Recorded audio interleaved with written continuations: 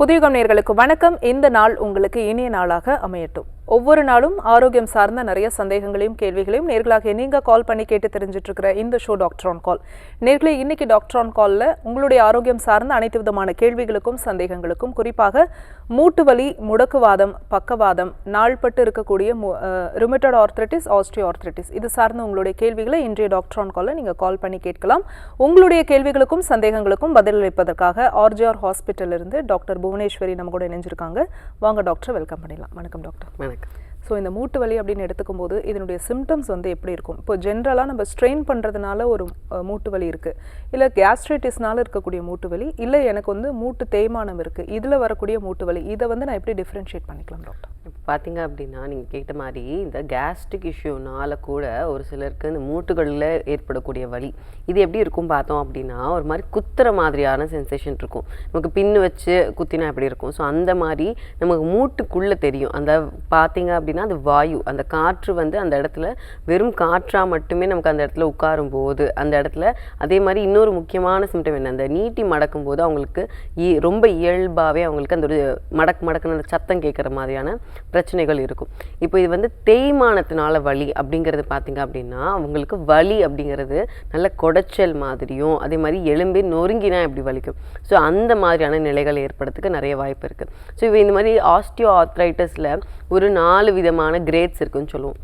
இதனுடைய பாதிப்பு, அந்த எலும்பு அந்த மூட்டினுடைய பாதிப்பு எந்த அளவு இருக்கோ, ஸோ அதை பொறுத்து இந்த கிரேடிங் நம்ம கொடுக்கறது உண்டு. ஸோ இப்போ இதில் என்ன ஆகுதுன்னு சொன்னால், இப்போ தேய்மானம் அப்படிங்கிறது ஃபஸ்ட்டு ஸ்டேஜ்லேயே நம்ம பார்க்கும்போது பெரும்பாலும் அது ரொம்ப ஈஸியாகவே கட்டுக்குள்ளே கொண்டு வந்துடலாம். இப்போ வயதானவர்களுக்கு வரக்கூடிய இந்த பிரச்சனை பார்த்திங்க அப்படின்னா, ஒரு 40-50 அப்படிங்கிறது காலகட்டம் போயிட்டு இப்போ இந்த தேய்மானம் அப்படிங்கிற விஷயமானது ரொம்ப இளம் வயது, அதாவது ஒரு 30 கிராஸ் பண்ணும்போதே ஒரு சிலர் ஆண்கள் பெண்கள் நிறைய பேருக்கு இப்போ வந்துட்டு இருக்கு. ஓகே டாக்டர், அதே மாதிரி ஆமாம், நீங்கள் சொன்ன மாதிரி இப்போ யங்ஸ்டர்ஸ்க்கும் இந்த ப்ராப்ளம் இருக்குது. இதுக்கு என்னென்ன மெயின் ரீசன் என்னவா இருக்குது? இப்போ நம்ம லைஃப் ஸ்டைல் அப்படிங்கிறத தாண்டி வேறு என்ன? இப்போ உணவு பழக்கம்னா இப்போ எது எங்கெல்லாம் நம்ம தவறு பண்ணுறோம்? இப்போ தவறு அப்படிங்கிறது நம்ம செய்யக்கூடிய சின்ன சின்ன விஷயங்கள். லைஃப் ஸ்டைல் அப்படின்னு சொல்கிறது வாழ்வியல் முறையில் நம்ம செய்யக்கூடிய சின்ன விஷயங்கள் தான், ஆனால் அது நம்ம தினமும் செஞ்சிட்ருப்போம் அந்த தவிர. ஸோ இப்போ இயல்பாக சொல்லணும்னா, இப்போ நைட்டு லேட்டாக தூங்குறது, நேரம் தவறி சாப்பிட்றது, இப்போ இந்த மாதிரியான சின்ன விஷயங்கள் நம்ம தினம் செய்யும்போது அதனுடைய பழக்க வழக்கங்கள் கட்டாயம் நம்ம உடலில் ஒரு தாக்கத்தை ஏற்படுத்திக்கிட்டு தான் இருக்கும். ஸோ அப்படி பார்த்தீங்க அப்படின்னா, நிறைய பேர் காலை உணவு அப்படிங்கிறதையே ரொம்பவே ஸ்கிப் பண்ணுறாங்க. ஸோ இந்த மாதிரியான விஷயங்கள் தான் நம்ம உடலோட ஆரோக்கியத்தை கெடுக்கிறது. ஓகே டாக்டர், இப்போ நம்ம ரீசன்ஸை தாண்டி இப்போது மூட்டு வலியினுடைய காம்ப்ளிகேஷன்ஸ் பேசுவோம். இப்போ ரொம்ப நாளாக மூட்டு வலியிலேயே இருக்காங்க, அது சரியான சிகிச்சை எடுக்கல அப்படின்னா உடலில் வேறு என்ன மாதிரியான பாதிப்புகள் வருவதற்கு வாய்ப்புகள் இருக்குது? இப்போ ஒரு பிரச்சனை ஆல்ரெடி வந்துடுச்சு, இப்போ எடுத்துக்காட்டுக்கு இப்போ மூட்டு வலி வந்துடுச்சு அப்படின்னும் போது அந்த வியாதியினுடைய வீரியம், அது சரியான முறையில் சிகிச்சை எடுக்கலை, நம்ம வெறும் வலிக்கான ஒரு சிகிச்சை மட்டும் எடுத்துகிட்டு இருக்கோம், ஆனால் அதை சரி பண்ணலை, அந்த வியாதி என்னன்றது சரியான முறையில் தெரிஞ்சுக்கிட்டு சரி பண்ணாத பட்சத்தில் அந்த வியாதி ரொம்ப முன்னேறிட்டே இருக்கும். ஸோ இப்போ இது என்ன ஆகுதுன்னு சொன்னால், நிறைய பேருக்கு இந்த மாதிரி மூட்டு வலிகள் நடக்கக்கூடிய ஒரு முக்கியமான ஒரு காம்ப்ளிகேஷன் என்னென்னா, அது முடக்குவாதமாக இருக்கும். முடக்குவாதமாக இருக்கக்கூடிய மூட்டு வலிக்கும் இந்த சாதாரண இந்த கீழ்வாதம் நோய்க்கும் ஒரு வலி அப்படிங்கிறது தான் அவங்களுக்கு தெரியுமே தவிர, மூட்டுக்குள்ளே வலி இருக்குது அப்படின்னு நினச்சிட்டு அவங்க வெறும் வலி மாத்திரைகள் எடுக்கிறதோ, இல்லை மூட்டு வலியிலே இந்த கீழ்வாத பிரச்சனைக்கான மருந்துகள் எடுக்கும்போது கட்டாயம் இந்த ருமட்டாய்டு ஆர்த்ரைட்டிஸோடைய சிகிச்சை முறையானது வேறு. ஸோ இப்போ இது பார்த்திங்கன்னா வளர்ந்துக்கிட்டே இருக்கும். ஸோ இந்த மாதிரி நிலைகளில் கட்டாயம் நம்ம என்ன பண்ணணும் அப்படின்னு சொன்னால், மருத்துவரோட ஆலோசனை ஆனது நமக்கு ஒரு சில அறிகுறிகள் ரொம்ப வீரியம் ஜாஸ்தியாக தெரியுது, இப்போ ஒரு மாதத்துக்கு இன்னொரு மாதத்துக்கு வேகமாக அறிகுறிகள் முன்னேறி வருது அப்படின்னா உடனடியாகவே என்ன பண்ணணும் அப்படின்னு சொன்னால் மருத்துவரை பார்க்கறது தான் நல்லது. ஓகே டாக்டர், அதே மாதிரி இப்போ முழங்காலில் ஏற்படக்கூடிய மூட்டு வலி, இதனுடைய ஸ்டேஜஸ் சொல்லுங்கள். இதனுடைய அறிகுறிகள் நமக்கு எப்படி இருக்கும்? இப்போ ஃபஸ்ட்டு ஸ்டேஜ்னா அவங்களுக்கு அது எப்படி நமக்கு தெரியும்? செகண்ட் ஸ்டேஜ்னா எப்படி இருக்கும்? ஆப்ரேஷன் வரைக்கும் போகக்கூடிய ஒரு ஸ்டேஜை பற்றியும் சொல்லுங்கள். இப்போது பார்த்தீங்க அப்படின்னா, இப்போ ஆரம்ப காலகட்டத்தில் லைட்டாக தேய்மானம் இருக்குது அப்படிங்கிற நிலையில் அவங்களுக்கு சத்து குறைபாடு அப்படின்றது ஆரம்பிக்கும். ஸோ இப்போ ஒரு சிலர் பார்த்திங்கன்னா, இப்போ இருக்கக்கூடிய காலகட்டத்தில் ஏதோ ஒரு பிளட் டெஸ்ட் எடுத்து பார்த்து தெரிஞ்சு இதெல்லாம் கொஞ்சம் சரி பண்ண ட்ரை பண்ணுறோம். ஆனால் இப்போ வயதானவர்களுக்கு கிரேட் 1 அப்படின்னு வரக்கூடிய அந்த நிலையானது ஃபஸ்ட்டு வலியிலேயே பார்த்திங்கன்னா, அந்த நீட்டி மடக்கும் போது அந்த மடக்குன்னு சத்தம் கேட்குதா, இதுதான் ஃபஸ்ட்டு கிரேட் 1. அடுத்து என்ன ஆகும், உங்களுக்கு அந்த வலி கூட சேர்த்து வீக்கம் அப்படின்ற ஒரு நிலை வரும். இப்போ அடுத்து இந்த வீக்கமும் வலியும் நாள்பட்டு இருக்க அந்த மூட்டுகள் வந்து வீங்கிறது மட்டும் இல்லாமல் அந்த மூட்டுகளை அசைய வைக்கிறது ரொம்ப கஷ்டமாக இருக்கும். இப்போ படிக்கட்டுகள் ஏறும்போது கால் ஊனி நடக்கும்போது ஒரு பெரிய தெரு நடந்து வரத்துக்குள்ளேயே அவங்களுக்கு என்ன ஆகணும், வலி வந்தோட அளவு ரொம்ப ஜாஸ்தியாக தெரியும். ஸோ இந்த மாதிரி நமக்கு நாள்பட அவங்களுக்கு வலியினுடைய அளவு, அதே மாதிரி அந்த வலி இருக்கக்கூடிய நேரம் வந்து கொஞ்சம் அதிகமாயிட்டே வரும். ஸோ இந்த நிலைகள் போக ஒரு வருஷம் 2 வருஷம் சொல்லிட்டு இந்த வலிகள் அப்படியே எந்த விதமான சிகிச்சை எடுக்காமல் வெறும் தைலம் மட்டும் வெளியே பூசிக்கிட்டு, நிறைய பேர் இந்த பெயின் ஸ்ப்ரே யூஸ் பண்ணுவாங்க பாருங்கள். ஸோ அந்த மாதிரி ஸ்ப்ரேஸ் எல்லாம் மட்டும் யூஸ் பண்ணும்போது என்ன ஆகும்னா, உள்ள அந்த பிரச்சனையானது அந்த பசைத்தன்மை ரொம்பவே கம்மியாகிட்டே நல்ல வற்றி வந்துடும். ஸோ இப்போ எலும்புகள் இரண்டுமே உரச ஆரம்பிக்கும் போது தான் பார்த்தீங்க அப்படின்னா நமக்கு இந்த வலின்றதே தெரியும். ஸோ அந்த கொஞ்சம் கூட கேப் இல்லாத அளவுக்கு, அந்த குஷனே இல்லாத அளவுக்கு மாறக்கூடிய நிலை கட்டாயம் அவங்களுக்கு அடுத்தடுத்த ஸ்டேஜ் போக இந்த கிரேட் 4ன்னு வரக்கூடிய இந்த நிலைகளில் அப்போ என்ன பண்ணுவாங்க அப்படின்னா, மருத்துவரை பார்க்கும்போது இது ஆப்ரேஷன் தான் பண்ணணும் அப்படின்ற மாதிரியான நிலைகள் ஆனது வந்துடுது. ஸோ இப்போ பார்த்தீங்க அப்படின்னா இந்த நிலைகளுக்கு நமக்கு வந்து ஆரம்ப காலகட்டத்தை விட இந்த 3வது ஸ்டேஜ் வரும்போது தான் பெரும்பாலும் வந்து நிறைய பேர் என்ன பண்ணுறோம், மூலிகை மருந்துகளை நாடியே வரும்.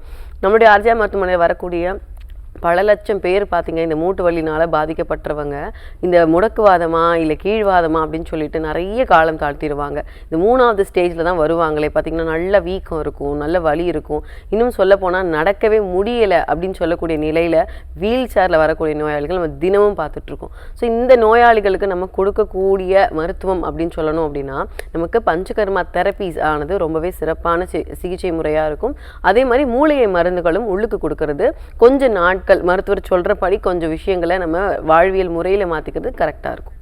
மூட்டு வலியை பத்தி பேசிட்டு இருக்கோம் டாக்டர். நம்ம தொடர்ந்து பேசலாம். ஒரு காலர் இருக்காங்க. வணக்கம் டாக்டர் ஆன் கால். உங்க பேர் சொல்லுங்க. வணக்கம் டாக்டர், என் பேர் சரண்யா. எந்த ஊர்ல இருந்துமா? சேலத்துல இருந்து பேசுறேன் டாக்டர். ஓகே, யாருக்கா கேக்குறீங்க? எங்க சித்திக்காக பேசணும் டாக்டர். அவங்க வயது சொல்லிட்டு பேசலாமா டாக்டர் கிட்ட? அவங்களுக்கு 45 வயசு ஆகுது. சொல்லுங்கம்மா, என்ன தொந்தரவு இருக்கு? அவங்களுக்கு வந்து மூட்டு வலி டாக்டர். சரி, எவ்வளவு நாளா இருக்குமா? 1.5 வருஷமாவே இருக்கு. சரி.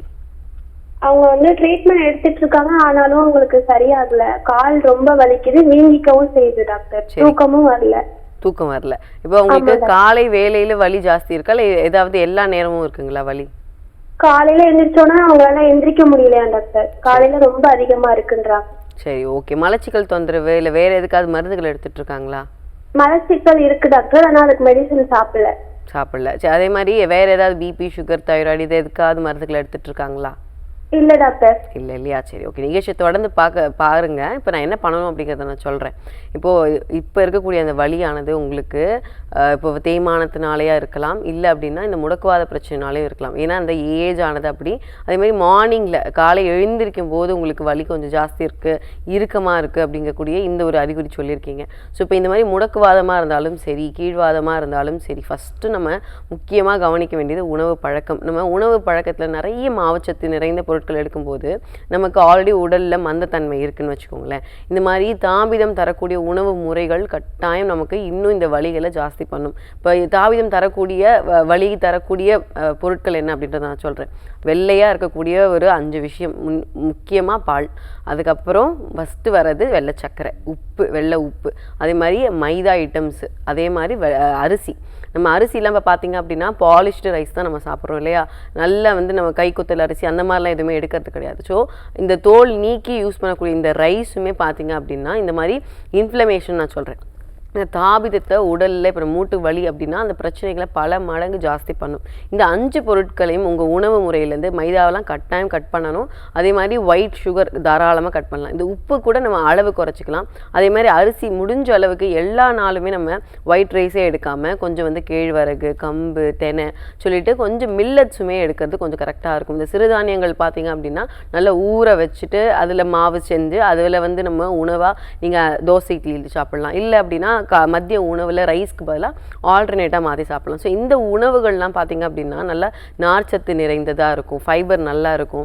ஸோ இப்போ இதை நீங்கள் எடுக்கும்போது பார்த்தீங்கன்னா இந்த தாபிதம் அப்படிங்கக்கூடிய இந்த நிலைகள் வந்து கொஞ்சம் கொஞ்சமாக மாறி வரும். அதே மாதிரி இப்போ என்ன பண்ணுங்க, இப்போ நான் சொல்லக்கூடிய இந்த கஷாயத்தை ஃபஸ்ட்டு வீட்டில் வச்சு ப்ரிப்பேர் பண்ணி சாப்பிட ஆரம்பிங்க. கொஞ்சம் இது வாதத்தை குறைக்கும், அந்த வலி அதே மாதிரி வயிறில் இருக்கக்கூடிய செரிமான பிரச்சனையுமே இந்த கஷாயமானது நல்லாவே உங்களுக்கு ஹெல்ப் பண்ணும். ராஸ்னா அப்படின்னு சொல்லக்கூடிய இந்த மூலிகையினுடைய பொடி கொஞ்சம் எடுத்துக்கோங்க. அது கூட சுக்கு கட்டாயம் சுக்கு வந்து பார்த்திங்க அப்படின்னா நீர்த்தன்மை எங்கே இருந்தாலும் அதை வந்து வற்ற வைக்கும். அதே மாதிரி வயிறில் நமக்கு இருக்கக்கூடிய செரிமான பிரச்சனையுமே இது நல்லா குறைச்சிட்டு வரும். ஸோ வலிகள் இருக்குது அப்படின்னா இந்த ராஸ்னா, இந்த சுக்கு, கோரைக்கிழங்கு, ஸோ இது எல்லாமே நீங்கள் பொடியாகவே எடுத்துக்கலாம். ஸோ இந்த 3 பொருட்கள் கூடவே நீங்கள் என்ன பண்ணணும்னு சொன்னால் சதக்குப்பை இருக்கு இல்லையா, ஸோ சதக்குப்பையுமே நீங்கள் பொடியாகவே நீங்கள் வாங்கி யூஸ் பண்ணிக்கலாம். ஸோ இந்த 4 பொருட்களையுமே நீங்கள் ஒரு கஷாயம் செஞ்சு 2 வேளை சாப்பிடணும். அதாவது காலையில் அது ஒரு 6 மணிக்கு, அதே மாதிரி மாலையில் ஒரு 6 மணிக்கு. வெறும் வயிற்றில் சாப்பிட்றது கொஞ்சம் கரெக்டாக இருக்கும். கொஞ்சம் தண்ணி குடிச்சிட்டு நீங்கள் ஒரு 200 ml தண்ணியில் இதை காய்ச்சிட்டு வச்சுட்டு கூட 2 வேளையாக பிரித்து சாப்பிடுங்க. ஸோ வாதம் நல்லா குறைய ஆரம்பிக்கும். அதுவே மலச்சிக்கல் பிரச்சனை இருந்தாலும் இந்த கஷாயம் வாதம் வெளியேறவே உங்களுக்கு இந்த மலச்சிக்கல் பிரச்சனை நல்லா குறைஞ்சு வரும். Thanks for calling. Next caller யாருன்னு பார்க்கலாம். வணக்கம் டாக்டர் ஆன் கால். உங்கள் பேர் சொல்லுங்கள். வணக்கம் டாக்டர், என் பேர் ராஜேஸ்வரி. எந்த ஊர்லேருந்துமா? திருப்பூர்ல இருந்து பேசுறேன் டாக்டர். Okay, doctor இருக்காங்கம்மா. யாருக்கா கேட்குறீங்க? என்னுடைய கணவருக்காக டாக்டர். என்ன வயதாகுதுமா அவருக்கு? அவர் 53 வயதாகுது. சரி, தொடர்ந்து பேசலாம். அம்மா வணக்கம், சொல்லுங்கம்மா, என்ன தொந்தரவு இருக்கு சாருக்கு? வணக்கம் டாக்டர். அவங்க ஒரு 5 வருஷமா முடக்குவாதத்தினால பாதிக்கப்பட்டு நடக்கவே முடியாத அளவு இருக்காங்க டாக்டர். சரிங்கம்மா. ரொம்ப நிறைய ட்ரீட்மெண்ட் பண்ணோம், எதுவுமே சரியாகல. 5 வருஷமா அப்படியே தான் டாக்டர் இருக்காங்க, நடக்க முடியாது. சரிங்கம்மா. இப்போ வலிக்கான மாத்திரைகள் எடுத்துட்டு இருக்காங்களா?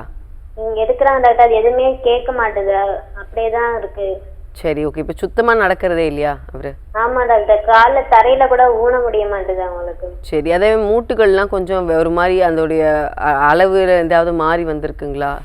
ஆமா டாக்டர், ஒரு கால அப்படியே டிஃபரண்ட் இருக்கு, 2 காலம் வித்தியாசமானது இருக்கு. சரி, ஓகே. மலச்சிக்கல் தொந்தரவு ஏதாவது இருக்குங்களா? உணவு எடுத்துக்கிறாரா? ஆமா டாக்டர், உணவு கம்மி தான் டாக்டர், முன்ன விட சாப்பிடுறது. சரி, ஓகேம்மா. மற்றபடி வேற ஏதாவது முடக்குவாதம் தவிர வேற ஏதாவது பிரச்சனை இருக்குங்களா? பிபி, சுகர்லாம்? சுகர் மட்டும் இருக்கு டாக்டர். சரி, ஓகே. அது கொஞ்சம் கட்டுக்குள்ளே இருக்கான்றது பாருங்கள். நிகழ்ச்சியை தொடர்ந்து பாருங்கள். இப்போ இவர் கொஞ்சம் சீரியஸாகவே இருக்குது அப்படின்ற போது உடனடியாகவே சிகிச்சைகளானது இவருக்கு தேவை. சரிங்களா? இப்போது இதில் என்ன நடக்குது அப்படின்னா, முடக்குவாதம் நான் முன்னாடி சொன்ன மாதிரி வலி தானேன்னு சொல்லிட்டு நம்ம காலம் தாழ்த்தும் போது வியாதியானது ரொம்ப முன்னேற ஆரம்பிச்சிடும். அதோடைய வீரியம் வந்து அந்த மூட்டுகளை சிதைய வைக்க அவங்களுக்கு வலி பிரச்சனையை விட ஆளே முடங்கி போயிடுவாங்க. ஸோ இப்போ அவங்களுடைய வேலை அவங்களால செய்ய முடியாத அளவுக்கு உட்கார்றது, எந்திரிக்கிறது, இது எல்லாமே பிரச்சனை இருக்கும். இன்னும் சொல்ல போனால் நம்ம அந்த வியாதிக்கான மருந்துகள் எடுக்கலை. இதுதான் இந்த இடத்துல பண்ணக்கூடிய நம்ம பெரிய தவறு. ஸோ மூலிகை மருந்துகள் தாராளமாக நீங்கள் எடுத்துக்கலாம். ஸோ இது எந்த விதமான பக்க விளைவுகள் ஃபஸ்ட்டு தராது.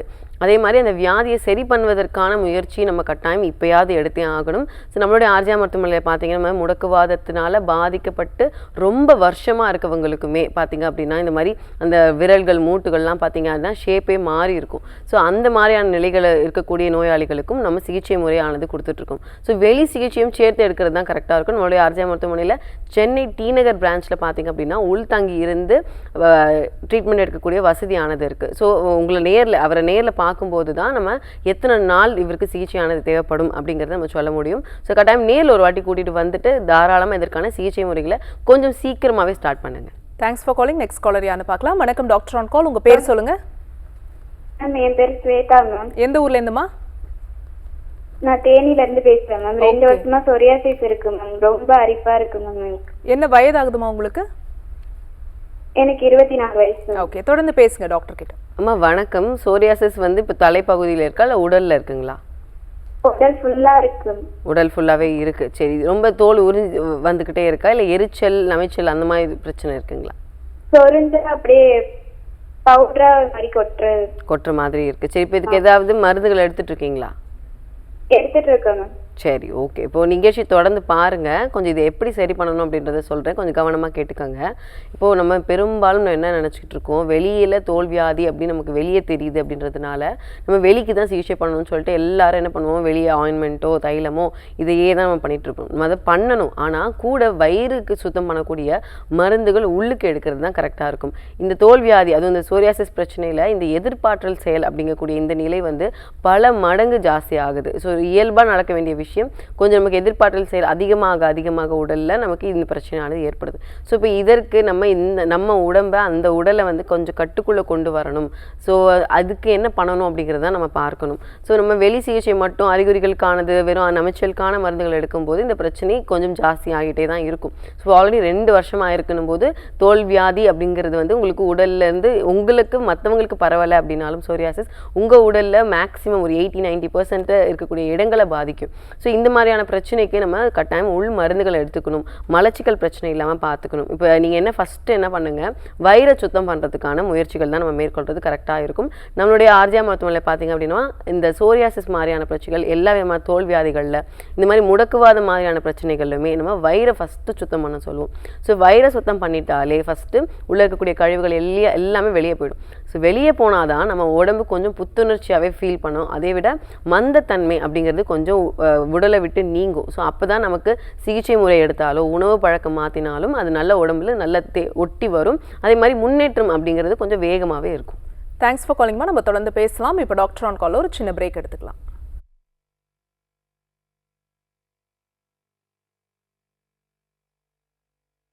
காலர் லைன்ல இருக்காங்க, யாருன்னு பார்க்கலாம். வணக்கம் டாக்டர் ஆன் கால், உங்க பேர் சொல்லுங்க. வணக்கம், இணைப்பில் இருக்கீங்க, உங்க பேர் சொல்லுங்க, எந்த ஊர்ல இருந்து அழைக்கிறீங்க?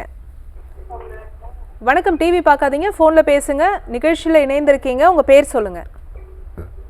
டாக்டர் ஆன் கால் நிகழ்ச்சியில பேசிட்டு இருக்கீங்கம்மா, உங்க பேரு எந்த ஊர்ல இருந்து? வணக்கம் மேடம். வணக்கம்மா, உங்க பேர் சொல்லுங்க. நான் தேவி பேசுறேன், கும்பகோணம்ல இருந்து. ஓகே, யாருக்கா கேக்குறீங்கம்மா? எனக்காக தான். என்ன வயதாகுது? எனக்கு 23 ஆகுது. ஓகே, தொடர்ந்து உங்க கேள்வியை கேட்கலாம். அம்மா சொல்லுங்கப்பா, என்ன பிரச்சனை? வணக்கம் டாக்டர். வணக்கம்மா. எனக்கு சைனஸ் ப்ராப்ளம் இருக்குது. சரி, எவ்வளோ வருஷமா இருக்கு? எனக்கு ஒரு 5 வருஷமாவே இருக்குது. சரி, என்ன மாதிரி தொந்தரவுகள் இருக்குங்கப்பா? மூக்குல இருந்து தண்ணி மாதிரி சளி வடிஞ்சிட்டே இருக்குது. சரி, ஓகே. காலையில எந்திரிச்சதும் லைனா ஒரு 10-15 வாட்டி தும்மல் வந்துகிட்டே இருக்கு டாக்டர். புரியுது. சரி, தலைவலி, தலைபாரம், பாரமா இருக்குது. கண்ணெல்லாம் ரொம்ப எரியும் ஒரு டைம்ல. சரி, ஓகே. அதுக்கப்புறம் இங்கிலீஷ் மெடிசன்ஸ் தான் எடுத்துட்டு இருந்தேன். எடுக்கும்போது அவங்க மூக்குல வந்து சத வளர்ச்சி இருக்குன்ற மாதிரி சொன்னாங்க. சரி, ஓகே. மூச்சு திணறல் மாதிரி ஏதாவது தொந்தரவுகள் இருக்கா? ஆமா டாக்டர், அந்த நைட் டைம்ல தான் ஒரு வாட்டி மூச்சு திணறல் இருக்கும். சரி, ஓகே. மற்றபடி வேற எந்த தொந்தரவுகள் இல்லை இல்லையா? வேற எதுக்காவது மருந்துகள் எடுத்துட்டு இருக்கீங்களா? இல்ல டாக்டர், இதுக்காக தான் ஆபரேஷன் பண்ணணும்ன்ற மாதிரி சொல்லிட்டு இருந்தாங்க சத வளர்ச்சிக்கு. சரி, புரியாது. நிகழ்ச்சி தொடர்ந்து பாருங்க. இப்போ இதற்கு என்ன பண்ணணும் அப்படிங்கிறத சொல்றேன். இப்போ சைனோசைட்டிஸ்னால சதை வளர்ச்சி ஒருத்தருக்கு ஏற்படுது அப்படின்னும் போது நமக்கு அந்த சுவாசம் பண்ணக்கூடிய அந்த பாதை ரொம்ப குறுகிடும். ஸோ இது குறுகிடுச்சு அப்படின்னாலே நமக்கு மூச்சு திணறல் மாதிரியான பிரச்சனைகள் வரும். இன்னும் சொல்லப்போனால் நமக்கு நிறைய பேருக்கு இந்த சதை வளர்ச்சி இருக்கவங்களுக்கு இந்த குரட்டை வந்து கொஞ்சம் அதிகமாகவே இருக்கும். ஸோ மூச்சு திணறலும் இருக்கும். ஸோ இப்போ இந்த பிரச்சனைகள்லேருந்து நம்ம முழுமையாக வெளியே வரணும் அப்படிங்கிறது நம்ம என்ன பண்ணணும் அப்படின்னு சொன்னால், அந்த சதையை வந்து கட் பண்ணுறதுனால, ஆப்ரேட் பண்ணுறதுனால அந்த சதையானது நிரந்தரமாக சரியாயிடுதான்னு கேட்டால் இல்லை. ஸோ இது மாதிரி ஆப்ரேஷன் பண்ணியும் மீண்டும் மீண்டுமே இந்த சதை வளர்ச்சி வளரக்கூடிய தன்மை இருக்கிறது. ஸோ இப்படி இந்த சதை வளர்ச்சிக்கு வெறும் ஆப்ரேஷன் தான் தீர்வா அப்படின்னு கேட்டால் கட்டாயம் கிடையாது. இந்த சதையை வந்து நம்ம கரைக்க முடியும். ஸோ கரைக்கக்கூடிய ஒரு நிலையில தான் அந்த சதை வளர்ச்சியானது இருக்குது. ஸோ அப்படி இருக்கும்போது நம்மளுடைய மூலிகை மருந்துகள் பார்த்தீங்க அப்படின்னா, நம்ம சைனோசைட்டிஸ் வியாதிக்கும் சரி, இந்த சதை வளர்ச்சிக்கும் சரி, இரண்டுக்குமே பார்த்தீங்க அப்படின்னா நம்ம மூலிகை மருந்துகள் எந்த விதமான பக்க விளைவுகள் இல்லாதது. அதே மாதிரி சின்ன குழந்தைகளும் எடுத்துக்கலாம், பெரியவங்களும் எடுத்துக்கலாம், கொஞ்சம் நடுத்தனர் வயதுங்களும் எடுத்துக்கலாம். ஸோ இதில் என்ன மாறும் முக்கியமாக அப்படின்னா, அவங்களுக்கு என்ன மாதிரியான உடல் வாகு இருக்குது அப்படிங்கிறத பார்த்துட்டு தான் மருத்துவர் என்ன பண்ணுவோம், கட்டாயம் உங்களுக்கு மருந்துகளானது கொடுப்போம். அதனுடைய அளவுகள் கட்டாயம் மாறுபடும். ஸோ இதை பொறுத்தே நீங்கள் என்ன பண்ணலாம் அப்படின்னா, நமக்கு இந்த சதை வளர்ச்சிக்கு இந்த ஆப்ரேஷன் இதெல்லாம் எதுவுமே இல்லாமையே ஃபுல்லாகவே இந்த சதை கரைஞ்சிரும். அதேமாதிரி சைனோசைட்டிஸ் பிரச்சனையும் முழுமையாக வெளியே வருவதற்கு மூலிகை மருந்துகள் சிறப்பான மருத்துவமாக இருக்கும். இப்போதைக்கு நீங்கள் என்ன பண்ணலாம் அப்படின்னு சொன்னால், இப்போது மூக்கு அந்த சதை வளர்ச்சி இருக்கிறனால மூச்சு திணறல் மாதிரி இருக்குது அப்படின்னா கட்டாயம் நீங்கள் இப்போ நான் சொல்லக்கூடிய அந்த குச்சி மஞ்சள் இருக்குல்ல, குச்சி மஞ்சள்னா விராலி மஞ்சள்னு சொல்லுவோம். ஸோ இந்த 2 மஞ்சள் எது கிடைச்சாலும் இதை நீங்கள் வாங்கிக்கோங்க. ஸோ அதை வாங்கிட்டு நல்ல நெருப்பில் காட்டுங்க. நெருப்பில் காட்டிங்கன்னா அது நல்லா அப்படியே புகஞ்சு வரும். ஸோ இதில் நீங்கள் என்ன பண்ணணும்னா, தும்பப்பூ சாரும் கற்பூரவள்ளி சாறு, இந்த 2 சாறையுமே நீங்கள் சாராக ஒரு 5 ml எடுத்துக்கிட்டு, இந்த புகை வரும்போது அந்த சாறு மேலே அப்படியே அந்த புகை மேலே நீங்கள் அந்த நெருப்பு மேலே விட்டீங்க அப்படின்னா ஒரு நல்ல புகை வரும். அந்த புகையை நம்ம உள்ளே சுவாசிக்கணும். ஸோ சுவாசிக்கிறது ஒரு மூக்கு வழியாக ஃபஸ்ட்டு உள்ளே சுவாசம் பண்ணுங்க. கொஞ்சம் நெடியாக இருக்க மாதிரி இருக்கும். ஸோ ஆனால் அந்த காரத்தன்மையானது கட்டாயம் அந்த சதை வளர்ச்சிக்கும் அந்த குழிகளில் இருக்கக்கூடிய நீர் தேக்கத்துக்கும் ஒரு நல்ல ரிலீஃப் இருக்கும். ஸோ 2 மூக்குலேயும் இது பண்ணுங்கள். அதே மாதிரி காதுகளுக்கும் இந்த புகைகளை நீங்கள் காட்டலாம். ஸோ இப்போ இதுலேயே ஒரு நல்ல ரிலீஃப் ஆனது இருக்கும். தேங்க்ஸ் ஃபார் காலிங்மா. நெக்ஸ்ட் காலர் யாருன்னு பார்க்கலாம். வணக்கம் டாக்டர் ஆன் கால், உங்கள் பேர் சொல்லுங்கள். இணைப்பில் இருக்கீங்க, உங்கள் பேர் எந்த ஊர்லேருந்து கூப்பிடுறீங்க? டாக்டர் ஆன் கால் நிகழ்ச்சியில் இருக்கீங்க. மாவட்டத்திலேருந்து பேசுகிறோம். சரிம்மா, யாருக்கா கேட்குறீங்க? எனக்கு தான் கேட்கணும். உங்கள் வயது என்னம்மா? 22 வயசு ஆச்சு. பேசுங்க. எனக்கு பீரியட்ஸ் ப்ராப்ளம் இருக்கு. 15 நாளுக்கு ஒருக்காவே பீரியட்ஸ் ஆகும். சரிங்கம்மா. அப்ப பாத்தீங்கன்னா பேக் பெயினும் இருக்கும், லெக் பெயின் ரொம்ப இருக்கும். சரி. ஒரு டைம் வாமிட்டு மூச்சு விடுறதுக்கே சிரமமா இருக்கும், அந்த அளவுக்கு இருக்கு. சரிங்கப்பா. அப்பப்போ ஒயிட் டிஸ்சார்ஜும் இருக்கு. சரி, ஓகே, புரியுது. இப்போ 15 நாளுக்கு ஒரு தடவைங்கிறது இந்த நிலை எவ்வளவு நாளா இருக்கு இந்த மாதிரி? கிட்டத்தட்ட ஒரு 1 இயராவே இருக்குங்க. இதுக்கு இடையில நாங்க டாக்டர் பார்க்கும்போது மெடிசின்ஸ் கொடுத்தாங்க, கொஞ்சம் பிளட் கம்மியா இருந்தா இந்த மாதிரி இருக்கலாம்னு சொல்லி. சரி, ஓகே. அது மெடிசன் எடுத்துக்கும் போது ஒரு 2 months கரெக்டா ஆகும். அதுக்கப்புறம் மெடிசன் ஸ்டாப் பண்ணிட்டா மறுபடியும் 15 daysக்கு ஒரு டைம் இந்த ப்ராப்ளம் வந்துருச்சு. சரி, ஓகே. இப்போ இதுல என்ன நடக்குது அப்படின்னா, உங்களுக்கு 15 நாளைக்கு ஒரு தடவை வரக்கூடிய அந்த மென்சஸ் சைக்கிள் அதே அளவு இருக்குங்களா? பிளட்டோட வெளியேற்றம் அதே அளவு இருக்கா? ரெண்டு வாட்டியுமே ஒரே அளவா தான் இருக்கு. சரி, அதே மாதிரி கட்டி கட்டியா போற மாதிரி நிலை ஏதாவது இருக்குங்களா? அந்த மாதிரி அதிகமா இருக்காது மேம், எப்பாவது ஒரு டைம் அந்த மாதிரி இருக்கும். சரி, ஓகே, புரியுது. நீங்கள் நிகழ்ச்சியை தொடர்ந்து பாருங்கள். இப்போ என்ன பண்ணணும், இது என்ன மாதிரியான பிரச்சனை அப்படிங்கிறத ஃபஸ்ட்டு நான் சொல்கிறேன். இப்போ உங்களுக்கு ஹார்மோனல் இம்பேலன்ஸ் தான் ஃபஸ்ட்டு நடந்திருக்கு. அதே மாதிரி நமக்கு உள் சுவர் இருக்குது, கர்ப்பப்பையில் உள் சுவர் பார்த்திங்க அப்படின்னா ஒரு சிலருக்கு அந்த திக்னஸ் வந்து கொஞ்சம் ஜாஸ்தியாக இருந்தாலும் இந்த பிரச்சனைகள் வரும். ஸோ ஹார்மோன் இம்பேலன்ஸோட அதனால் என்ன ஏற்படுதுன்னா எண்டோமெட்ரியம் சொல்லுவோம். ஸோ அதனுடைய அளவுகள் வந்து ஏற்றம் இறக்கமாக இருக்குது, வேகமாக உங்களுக்கு வந்து சேருது அப்படின்னா இது ஹார்மோன் இம்பேலன்ஸ் தான். ஸோ இதை வந்து நம்ம சரி பண்ணுறதுக்கு பார்த்தீங்க அப்படின்னா கர்ப்பப்பையை சுத்தம் பண்ணக்கூடிய மூலிகை மருந்துகள் ஆனது நம்ம கட்டாயம் உடுக்க எடுத்துக்கணும். ஸோ நீங்கள் உணவு முறையில் ஃபஸ்ட்டு என்ன எடுத்துக்கோங்க அப்படின்னா எள்ளு எடுத்துக்கோங்க. எள்ளை நீங்கள் எந்த ஃபார்மில் சாப்பிடலாம், நீங்கள் சின்னதாக அந்த ஸ்நாக்ஸ் மாதிரி கொஞ்சம் வெல்லம் போட்டுட்டு ஒரு உருண்டை மாதிரி வச்சு ஃபஸ்ட்டு அதை ரெகுலராகவே நீங்கள் ஒரு நாளைக்கு ஒரு 2 உருண்டை சின்னதாக நீங்கள் சாப்பிட்டுட்டு வரலாம். ஸோ இந்த எள்ளுக்கு பார்த்தீங்க அப்படின்னா அந்த கர்ப்பப்பையை சுத்தம் பண்ணக்கூடிய தன்மையானது இருக்குது. அதே மாதிரி கருஞ்சீரகம் அட்லீஸ்ட் வீக்லி ஒரு 4 தடவையாவது ஒன்று கொதிக்க வச்சோ இல்லை அப்படின்னா பொடியாக கிடைக்குதுன்னா தண்ணியில் கலந்தும் ஃபஸ்ட்டு குடிங்க. ஸோ இது இரண்டுமே பார்த்தீங்க அப்படின்னா கர்ப்பப்பைய உள் சுவரை வந்து என்ன பண்ணோம்னா கொஞ்சம் நல்லா க்ளீன் பண்ணி விட்டுரும். ஸோ இப்போ இதை தாண்டி பார்த்தீங்க அப்படின்னா மருத்துவர் பார்க்க வேண்டிய அவசியமானது ஏன் இருக்குது அப்படின்னா ஒரு 15 நாளைக்கு ஒரு தடவை வரும்போது நமக்கு ஹீமோக்ளோபின் அளவானது ரொம்பவே குறைஞ்சிரும். ஸோ இப்போ இதனுடைய மாற்றம் வந்து பார்த்தீங்கன்னா ஹார்மோன் இம்பேலன்ஸ் தான். ஸோ இது இரண்டையுமே சரி பண்ணக்கூடிய மூலிகை மருந்துகள் நம்மளுடைய ஆர்ஜியா மருத்துவமனையில் கொடுத்துட்ருக்கோம். ஸோ இந்த மாதிரியான நிலைகள் நீர்க்கட்டிகள் இருந்தாலும் அதே மாதிரி மாதவிடாய் சுழற்சியில் ஏதோ ஒரு பிரச்சனை இருந்தாலும் நீங்கள் சொல்லக்கூடிய அடிக்கடி அதாவது ஒரு 15 நாள் ஒரு 25 நாள் 20 நாள்லேயே வரக்கூடிய மாதவிடாய் சுழற்சி இருந்தாலும் கர்ப்பப்பையை நம்ம கொஞ்சம் பலம் கொடுக்கணும். ஸோ பலம் கொடுத்து ஹார்மோனை வந்து சரி பண்ணாதான் உங்களுக்கு இந்த பிரச்சனையிலேருந்து திரும்பி இந்த ஹார்மோன் பில் சாப்பிட்ற மாதிரி இந்த மாதிரி நிலைகள் எதுவுமே ஏற்படாது. காலர் லைனில் இருக்காங்க, யாருன்னு பார்க்கலாம். வணக்கம் டாக்டர் ஆன் கால், உங்கள் பேர் சொல்லுங்கள். ஹலோ வணக்கங்க, என் பேர் காவேரி. எந்த ஊர்லேருந்துமா? விருதாச்சலத்துல இருந்து பேசுறேங்க. சரி, யாருக்கா கேக்குறீங்க? எங்களுக்காக தாங்க, எங்களுக்கு குழந்தை இல்லைங்க. சரிம்மா, என்ன வயதாகுது உங்களுக்கு? எங்களுக்கு வயது வந்து எனக்கு 35 ஆகுதுங்க, எங்க வீட்டுக்காரருக்கு 38 ஆகுதுங்க. சரிம்மா, தொடர்ந்து பேசுங்க டாக்டர் கிட்ட. சொல்லுங்கம்மா. வணக்கம். வணக்கம் டாக்டர். சொல்லுங்க.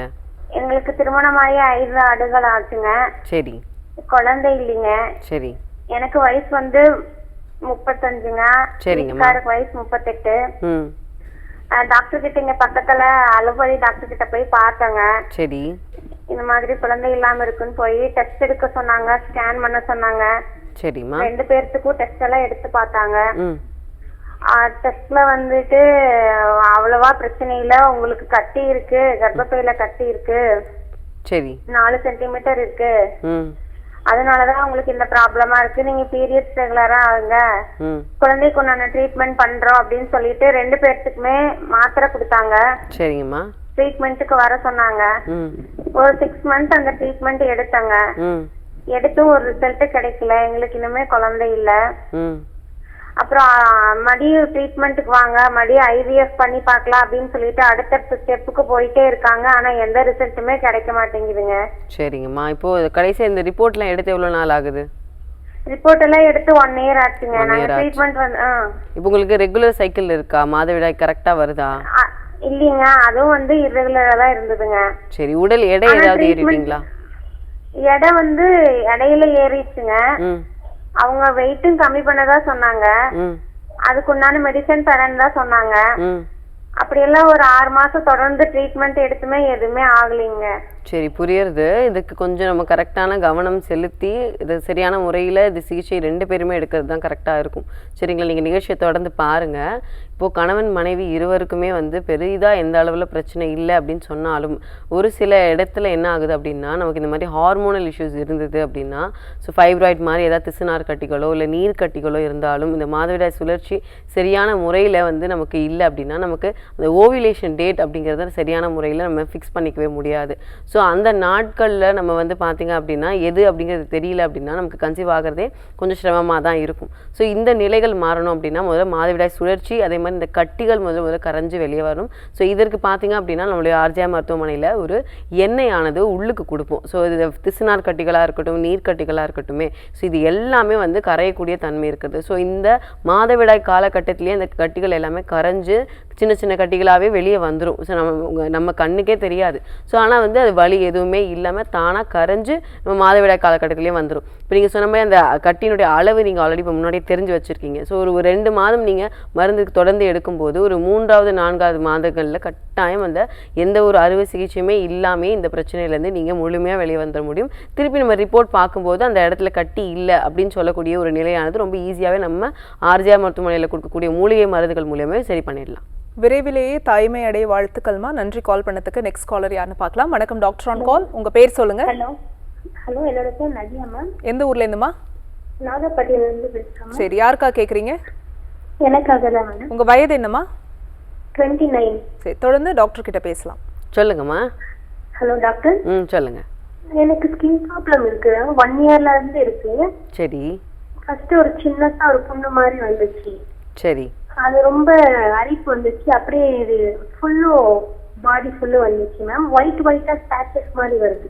சரி, ஓகேப்பா. இப்போது மற்றபடி இப்போ உடலில் எந்த பகுதிகளில் ரொம்ப பெரும்பாலும் இருக்குது? முதுகா, கைகளில், கால்கள்லையா? செஸ்ட் கிட்ட நிறைய இருக்கு. செஸ்ட் கிட்ட தான் ஜாஸ்தி இருக்குது. சரி, ஓகே. ரொம்ப அரிக்குதா? ரொம்ப ஆமா மேம், அரிக்குது. சரி, ஓகே. மற்றபடி வேறு எதுக்காவது மருந்துகள் எடுத்துட்டு இருக்கீங்களா? வேற எதுக்கு எடுக்கல டாக்டர். எதுக்கு தான் ஸ்கின் ப்ராப்ளம் எடுக்கிற வரையும் நல்லா இருக்கும். அதுக்கப்புறம் விட்டுட்டா அது திருப்ப ஜாஸ்தி ஆகும். சரி, ஓகே, புரியுது. நீங்கள் நிகழ்ச்சி தொடர்ந்து பாருங்கப்பா. நான் என்ன பண்ணணும் அப்படிங்கிறத சொல்கிறேன். இப்போது என்ன ஆகுதுன்னு சொன்னால் நமக்கு ஒரு சில மறைவான பகுதிகளில் சில தோல்வியாதிகள் வருது அப்படின்னா இது சோரியாசிஸ் பிரச்சனை இல்லை ஃபங்கல் இன்ஃபெக்ஷன் அப்படிங்கிறத கரெக்டான முறையில் நம்ம தெரிஞ்சுக்கிறது நல்லது. அதே மாதிரி பார்த்திங்க அப்படின்னா சோரியாசிஸ் ஆனது வேறு யாருக்கும் பரவாது. ஆனால் ஃபங்கல் இன்ஃபெக்ஷன் மாதிரி இருந்ததுன்னா கட்டாயம் மற்றவர்களுக்கு பரவக்கூடிய நிலையானது இருக்கும். ஸோ உங்களுடைய முடிஞ்ச அளவுக்கு தோல்வியாதி இருக்குது அப்படின்னாலே நம்ம என்ன பண்ணணும், நம்மளுடைய துணிகளாக இருக்கட்டும், நம்ம உபயோகப்படுத்தக்கூடிய பொருட்களாக இருக்கட்டும், அதை கொஞ்சம் நம்ம தனியாக செப்பரேட்டாக வச்சுக்கிறது தான் நல்லது. அதே மாதிரி இப்போது உங்களுக்கு வெளி சிகிச்சை பண்ணும்போது ஒரு ஆயின்மெண்ட்டோ அந்த நேரத்துக்கு சரியாக திரும்ப வருது அப்படின்னும் போது நம்ம அறிகுறிகளுக்கான மருந்துகள் தான் எடுத்துகிட்டு இருக்கீங்க அப்படின்றது நம்ம அர்த்தம். இதை நம்ம ஃபஸ்ட்டு தெரிஞ்சுக்கலாம். அதுக்கப்புறமா என்ன பண்ணணும்னு சொன்னால் நம்ம உள்ளுக்கு மருந்துகள் அப்படிங்கிறது வந்து பார்த்திங்கன்னா மூலிகை மருந்துகள் கொஞ்சம் எடுக்கணும். ஏன்னா அருஞ்சுவையும் நம்ம உணவு முறையில் வந்து பேலன்ஸ் பண்ணணும். அதே மாதிரி இந்த மாதிரி தோல்வியாதிகள் இருக்கும்போது கசப்பு துவர்ப்பு நம்ம உடலில் சரியான அளவில் நமக்கு சேருதா அப்படிங்கிறத பார்க்கணும். ஸோ இப்போ இந்த முறைகள் வந்து கொஞ்சம் பின்பற்றுவது தான் என்ன ஆகும்னா இது ஃபுல்லாகவே, அதாவது உடல்லேருந்து இந்த கடைசி பேட்ச் ஒரு சின்ன ஒரு செல்லு கூட இந்த தோல்வியாதியானது இருக்கக்கூடாதுன்னா நம்ம மூலிகை மருந்துகள் மூலயமா வயிறை சுத்தம் பண்ணிவிட்டு வயிறு சுத்தமாக தான் நமக்கு என்ன ஆகும், இந்த பிரச்சனைகள் ஃபுல்லாகவே ஸ்கின்லேருந்து மறையும். ஸோ வெளியே பூசக்கூடிய தைலங்கள் நம்ம உபயோகப்படுத்தணும், உள்ளுக்கான உள் மருத்துவமும் எடுத்துக்கணும். நம்மளுடைய ஆர்ஜியா மருத்துவமனையில் தோல்வியாதிகள் அப்படின்னு சொல்லும் போதே நம்ம ஃபஸ்ட்டு சொல்கிறது வயிறை சுத்தம் பண்ணுறது தான் ஃபஸ்ட்டு சொல்லுவோம். அதே மாதிரி மூலிகை மருந்துகள் அதுக்கு அப்புறம் எடுக்கும்போது ஒரு 3லேருந்து 4 மாதங்களுக்குள்ளேயே அந்த வியாதியினுடைய அளவு பொறுத்து இது மாறுபடும். ஸோ இந்த ஒரு 3-4 மாதங்கள்லேயே மாற்றமானது கட்டாயம் ஒருத்தருக்கு தெரிய வரும். ஸோ அதுலேயே என்ன ஆகும்னா அந்த பிளட் எல்லாமே சுத்தமாயிடுச்சு அப்படின்னாலே திரும்பவும் வாழ்நாள் முழுவதும் இந்த பிரச்சனை வராமல் பார்த்துக்கலாம். Thanks for calling. Next caller யாருன்னு பார்க்கலாம். வணக்கம் டாக்டர் ஆன் கால். உங்க பேர் சொல்லுங்க. ஹலோ வணக்கம். உங்க பேர் எந்த ஊர்ல? என் பேர் ராகவிங்க. ஓகே, யாருக்கா கேக்குறீங்க? எங்க பாட்டிக்கு தான் கேக்குறேங்க. என்ன வயதாகுதுமா பாட்டிக்கு? 73 வயசு ஆகுதுங்க. பேசுங்க டாக்டர் கிட்ட. சொல்லுங்கம்மா, என்ன தொந்தரவு இருக்கு? பாட்டிக்கு ரொம்ப நாளா இடுப்பு வலி இருந்துச்சுங்க. சரி. அப்புறம் ஹாஸ்பிட்டல் போய் மாத்திரை சாப்பிட்டோம். ஆனாலும் வலி குறையவே இல்லைங்க. அப்புறம் போய் ஸ்கேன்லாம் எடுத்து பார்த்தப்போ டிஸ்க் பல்ஜ் ஆயிடுச்சுன்னு சொன்னாங்க. சரி, ஓகே. நிமிர்ந்து உட்கார்றாங்களா இல்லை ரொம்ப கூன் போட்டு உட்கார்றாங்களா? கூன் போட்டு தான் உட்கார்றாங்க. நிமிர்ந்து உட்கார்ந்தா வலிக்குதுன்னு சொல்றாங்க. சரி, நடக்கலாம் செய்யறாங்களா? நடப்பாங்க, இருந்தாலும் கொஞ்சம் சாஞ்சு தான் நடப்பாங்க. சரி, புரியுது. இடுப்புல மட்டும்தான் வலி இல்லையா? இடுப்புல இருந்து வலி காலுக்கு ஏதாவது போகுதாப்பா? ஆமாங்க.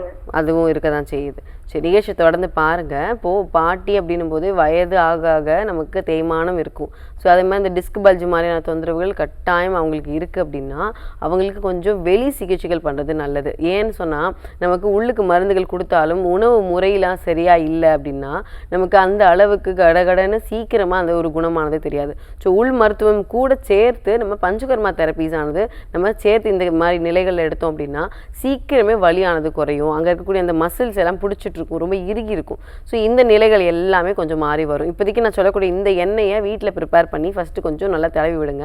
கொட்டம், சுக்கு, வெண்மஞ்சள், சதக்குப்பை, அதே மாதிரி பார்த்தீங்க அப்படின்னா கொஞ்சமாக சுக்கு வச்சுக்கோங்க. ஒரு இது எல்லாமே ஒரு 10 கிராம் எடுக்கிறீங்கன்னா ஒரு 5 கிராம் சுக்கு எடுத்திங்கன்னா போதும். ஸோ இது எல்லாத்தையுமே ஒன்றா கலந்துட்டு நீங்கள் என்ன பண்ணணும் அப்படின்னா நல்லெண்ணெயில் இதை கஷாயம் மாதிரி காய்ச்சிட்டு அந்த நல்லெண்ணெயோடு சேர்த்து ஒரு மிதமான சூட்டில் கொதிக்க வைங்க. ஸோ இது ஒரு வெறும் அந்த கஷாயம் எல்லாம் போய் அதுக்கப்புறம் வெறும் எண்ணெய் மட்டும் நமக்கு தேங்கி நிற்கும். ஸோ இதை வடிகட்டி ஒரு நல்ல கண்ணாடி ஜாரில் வச்சுக்கோங்க. வச்சுட்டு அந்த முதுகில் வலி இருக்குன்னு சொல்கிறாங்க பாருங்கள், அந்த இடத்துல மேலேருந்து கீழ் நோக்கி கொஞ்சம் நல்லா தடவி விட்டு ஒரு 15-20 நிமிஷம் தாராளமாக அதில் ஊற விடுங்க. அதுக்கப்புறம் என்ன பண்ணுவோம் அப்படின்னு சொன்னால் கொஞ்சம் சுடு தண்ணி கொட்டி விடலாம், இல்லை அப்படின்னா கல் போத்திரம் கொடுக்கலாம். ஸோ இது இரண்டையுமே பண்ணி பாருங்கள், நல்லாவே வலியானது குறைஞ்சு வரும். Thanks for calling. Next caller யாருன்னு பார்க்கலாம். வணக்கம் டாக்டர் ஆன் கால். உங்கள் பேர் சொல்லுங்கள், இணைப்பில் இருக்கீங்க, உங்கள் பேர்? மேடம் நான் நவநீதம். எந்த ஊர்லேருந்துமா? பண்ருட்டிலேருந்து பேசுகிறேன். சரி, யாருக்கா கேட்குறீங்க? எனக்கு தான் மேடம். உங்கள் வயது என்னம்மா? 55. சரி, தொடர்ந்து உங்கள் கேள்வியை கேட்கலாமா? அம்மா வணக்கம், சொல்லுங்க, என்ன தொந்தரவு இருக்கு? வணக்கம். எனக்கு பிபி ஒரு 3 வருஷமா இருக்குதுங்க மேடம். சரிங்கம்மா. இப்ப ஒரு வாரமா கால் வந்து லேசா தண்ணி இறங்கி வீக்கமா இருக்கிற மாதிரி இருக்குது. சரிங்கம்மா. மற்றபடி வேற என்ன தொந்தரவு இருக்கு? வேற எதுவும் இல்லைங்க மேடம். பிபி மாத்திரை எடுத்துன்னு இருக்கிறேன். ஓ, பிபி என்ன கண்ட்ரோலா இருக்கா? முதல்ல இருந்ததுன்னு சொன்னாங்க. எவ்வளவு இருக்கு? சுகர் இருந்ததுன்னு சொன்னாங்க. அப்புறம் டெஸ்ட் எடுத்ததுக்கு வேணாம் மாத்திரைன்னு சொல்லிட்டாங்க. சரி, இப்போ காலில் வீக்கம் மட்டும்தான் இருக்கா இல்லை புண் மாதிரி ஏதாவது இருக்கா? புண்கள் ஏதாவது? அதெல்லாம் எதுவும் இல்லைங்க. கால் வீக்கம் தான். கணுக்கால் கிட்டையா இல்லை மூட்டு கிட்டைங்களா? கணுக்கால் கிட்ட. கணுக்கால் கிட்ட. பாத கிட்ட. 2 காலுமா ஒரே காலா? 2 காலுமே இருக்கு. சரி, இப்போ அந்த வீக்கம் வந்து பாத்தீங்க அப்படின்னா நல்ல நீர் தேங்கின மாதிரி இருக்கா இல்ல வலி ஏதாவது இருக்கா அந்த இடத்துல? வலியே இல்லைங்க மேடம். காலெல்லாம் சேர்ல உட்காந்து தொங்க விட்டோம்னா கொஞ்சம் வீங்கிடுது இல்லையா? சரி, பயப்பட வேணாம். பட் ஆனால் இது என்ன அப்படிங்கிறது கொஞ்சம் சீக்கிரமே நம்ம பார்க்குறது தான் கரெக்டாக இருக்கும். நீங்கள் நிகழ்ச்சியை தொடர்ந்து பாருங்கள். இப்போ இந்த மாதிரி கால்கள் வீங்குது, பிபி பிரச்சனை இருக்குது அப்படின்னா நமக்கு கிட்னியில் ஏதாவது நமக்கு ஒரு அந்த செயல்பாடுகளில் ஏதோ ஒரு மாற்றம் இருக்கா அப்படிங்கிறத ஃபஸ்ட்டு பார்க்கணுங்கம்மா. நீங்கள் ஒன்று வந்து என்ன பண்ணுங்கள், ரத்தம் டெஸ்ட்டில் ஒரு வாட்டி எடுத்து பார்த்துருங்க. இந்த கால்கள் வீங்குது அப்படின்னாலே நமக்கு இந்த பிபி இருக்கிற நேரத்தில் நமக்கு இந்த மாதிரி தொந்தரவுகள் வர நிறைய வாய்ப்பானது இருக்குது. ஃபஸ்ட்டு இதை பண்ணுங்கள். அதுக்கப்புறம் பார்த்தீங்கன்னா செம்பருத்தி பூ டீ ஃபஸ்ட்டு வச்சு சாப்பிடுங்க பிபி கண்ட்ரோல் வரல அப்படின்னா. ஸோ அதே மாதிரி எடுத்துக்கக்கூடிய மருந்துகள்னால அந்த பிபி கண்ட்ரோல் ஆகுதா அப்படிங்கிறத செக் பண்ணுறது ரொம்பவே முக்கியம்.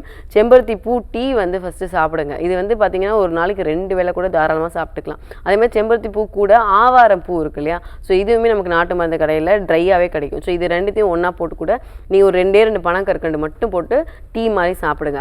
அதே மாதிரி இது கொஞ்சம் கட்டுக்குள்ளே வந்துடும். ஆனால் இந்த கால்களில் இந்த வீக்கம் சொல்கிறீங்களே, இதற்கு கொஞ்சம் ரத்த பரிசோதனை கிட்னிக்கானது பார்த்துட்டு யூரின் டெஸ்ட் ஒரு வாட்டி பார்த்துருங்க.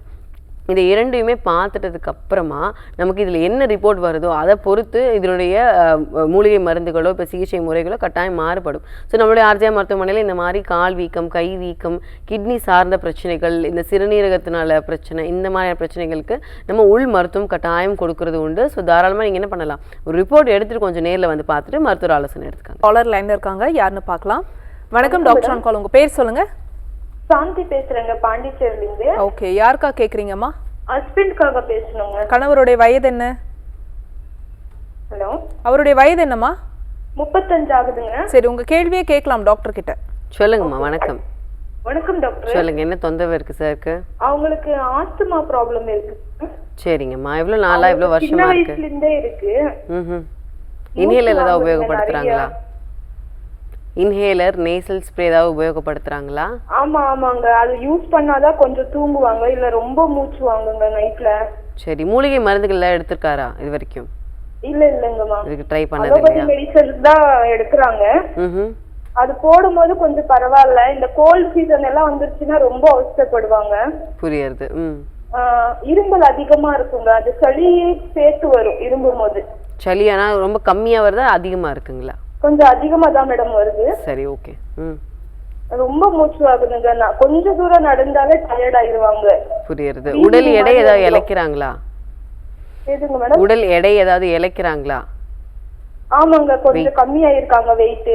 சரி, ஓகே. இது கொஞ்சம் கவனம் செலுத்தி பார்க்கணும், சரிங்களா? நீங்கள் நிகழ்ச்சியை தொடர்ந்து பாருங்கள். இப்போ இந்த மாதிரி ஆஸ்மா பிரச்சனையில், இந்த சுவாசக்குழாய் ரீதியான நுரையீரல் சார்ந்த பிரச்சனையில் என்ன ஆகும்னா, நமக்கு நல்லபடியாக முழுமையாக நுரையீரல் விரிஞ்சு சுருங்கலை அப்படின்னால நமக்கு நிறைய பிரச்சனைகள் வரும். சத்து குறைபாடுகள் வரும், ஹீமோக்ளோபின் அளவு குறையும், ஆள் வந்து இழைப்பாங்க, அதை மசில் வேஸ்டிங்னு சொல்லுவோம். ஸோ சதை மண்டலம் எல்லாமே கரைய ஆரம்பிச்சிடும். ஸோ இந்த மாதிரியான நிலைகள் வந்து பார்த்தீங்க அப்படின்னா கொஞ்சம் கவனம் குறைவாகவோ இல்லை இதே இப்போ நீங்கள் ஆல்ரெடி என்ன மருந்துகள் எடுத்துகிட்டு இருக்கீங்களோ அதையே நீங்கள் கண்டினியூ பண்ணுறதுனால என்ன ஆகும்னு சொன்னால் இன்னும் அந்த பிரச்சனைகள் இன்னும் மேலே மேலே ஜாஸ்தி ஆகிட்டே தான் இருக்கும். ஸோ இது முற்றிலுமாகவே நீங்கள் அறிகுறிகளுக்கான மருந்துகள் தான் எடுத்துகிட்டு இருக்கீங்க.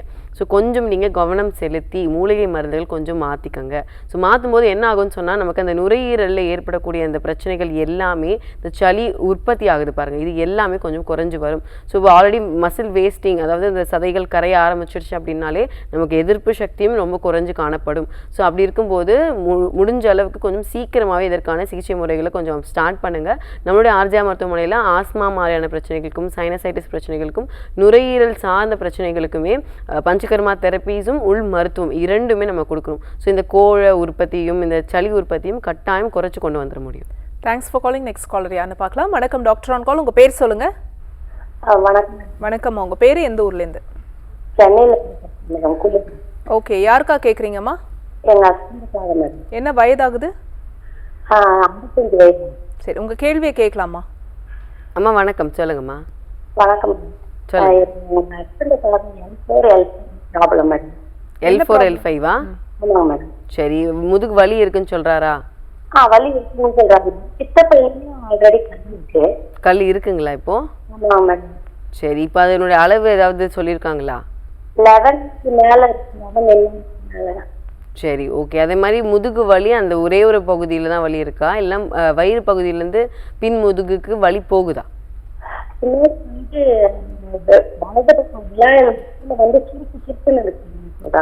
சுருக்குன்னு குத்துற மாதிரி இருக்கு. சரி.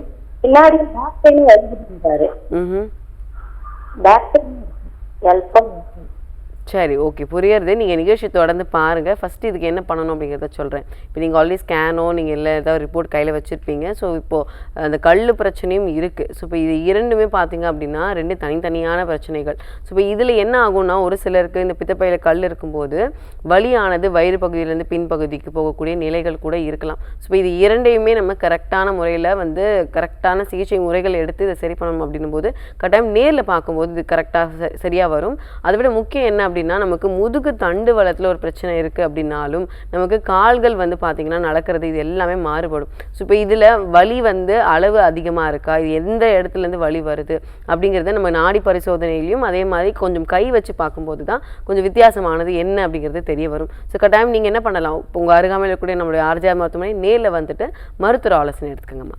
Thanks for calling. நம்ம தொடர்ந்து பேசலாம். இப்போ டாக்டர் ஆன் காலில் ஒரு சின்ன பிரேக் எடுத்துக்கலாம்.